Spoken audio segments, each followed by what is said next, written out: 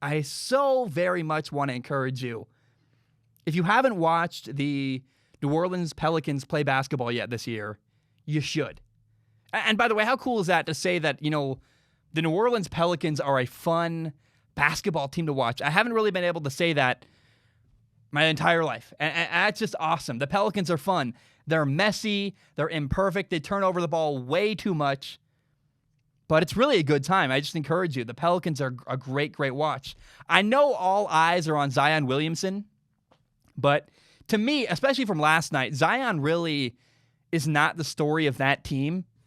Brandon Ingram and JJ Redick are the draw for me. They're the two people that pull me to the screen and make me want to watch more of the Pelicans moving forward. Brandon Ingram is in his 4th year in the NBA. And I remember the last couple of years just waiting and waiting, thinking, when is Brandon Ingram going to pop? When is it going to happen that he finally has a breakout season? And I'll be honest, I got impatient. I started to doubt his work ethic. I began to doubt Brandon Ingram's passion for the game. I'm like, does the dude love basketball? What's going on here? And, this year, Brandon Ingram has taken a really big step forward. His numbers are at an all-time high. He's averaging over 24 points per game. He's got more rebounds, more assists, more minutes total. Brandon Ingram Brandon Ingram has become a reliable franchise player. It's really cool to see. He had some great buckets last night. We watched him have a really big, deep turnaround J. For 2, he had a big step back and one that I was like, wow, it's a big bucket by Brandon Ingram. It was fun to watch. And he did miss the game-winning three-pointer, but even though he missed, I really felt like that's a good shot.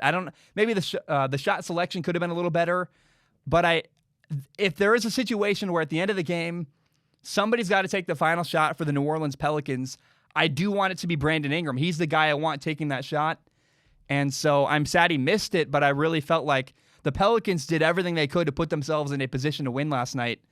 That's not entirely true. They had a 16-point lead. We'll break down where things went wrong for the Pelicans. But I got to say, first of all, JJ Redick is also awesome. This dude, JJ Redick, apparently he's got a podcast called the JJ Redick Podcast. Very straightforward. Great name, I guess.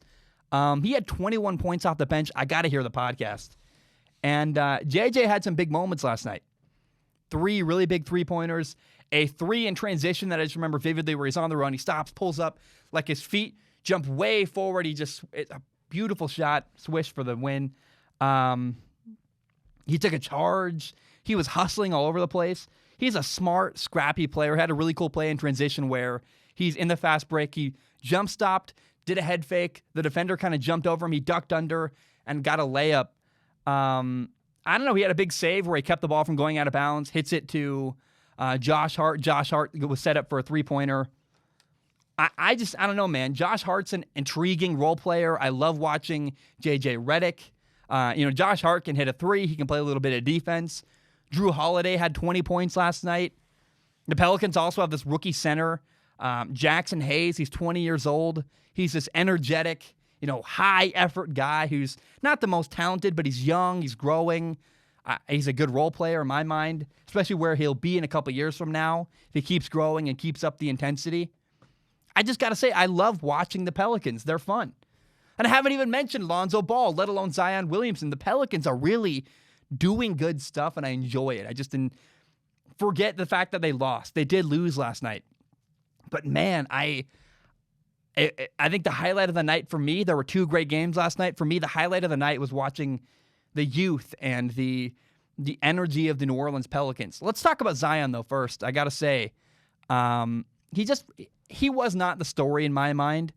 Zion was he's an important piece of the Pelicans. People love watching him. He's a big draw to television. I think Brandon Ingram really is the franchise player right now in New Orleans. I know that's weird to say, but he's leading their team. He did last night. JJ Redick is a big story to me. Zion had a couple moments, though, where he went, wow. Those are some big splash, memorable plays where he had, 2 alley-oops. He had the early drive where he finished with the left, driving hard inside, tucking his shoulder, getting up with the left. The alley-oops, one was where he cut back door. Lonzo lobbed it up. It was just loud and energetic, really big. And then he had that really nice behind-the-back pass to Lonzo Ball for 2. I'm talking as if the Pelicans won last night. I know they didn't. There was a point where the Pelicans had a lead by 16 points. But in the end, what happened to the Pelicans, the reason why the Pelicans lost was that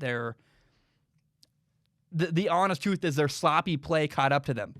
They had too many turnovers. They struggled on defense inside. But again, their youth, watching the Pelicans grow, that was a highlight of the night for me. Now, Utah really has been missing, at least he missed last night. They missed Bojan Bogdanovic, who is a guy who, he had a season-ending wrist injury. He's a guy who can shoot on the move. He's good with movement without the ball. They really missed him last night. It hurt their offense. And I got to be honest, last night, the entire night throughout the Pelicans and Utah Jazz game, I'm sitting there wondering, when is Donovan Mitchell going to make an impact? When is he going to make his presence known? Like, where is Donovan Mitchell? Waiting and waiting and waiting. And as I waited, eventually he actually did show up. It's weird. He had 20 points, and it was such a quiet 20 points. You're like, oh, really? Donovan Mitchell had 20 points. It just snuck up on me. But finally, at the end of the fourth quarter, he showed up when he was needed. He scored to take the lead. He hit a couple more free throws after that.